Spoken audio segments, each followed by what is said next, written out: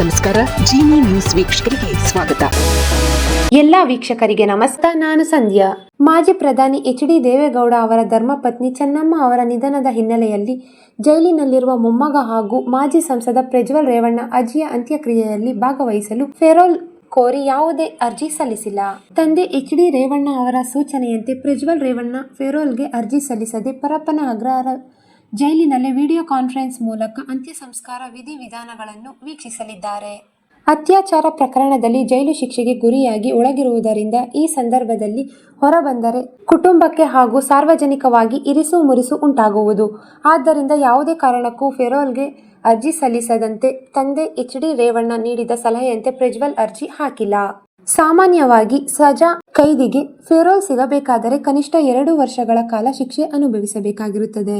ಜೊತೆಗೆ ಅತ್ಯಾಚಾರದಂತಹ ಗಂಭೀರ ಪ್ರಕರಣಗಳಲ್ಲಿ ಕೋರ್ಟ್ ಹಾಗೂ ಜೈಲು ಆಡಳಿತ ಮಂಡಳಿಯಿಂದ ಫೆರೋಲ್ ಅಥವಾ ತುರ್ತು ಜಾಮೀನು ಸಿಗುವುದು ಅತ್ಯಂತ ವಿರಳ.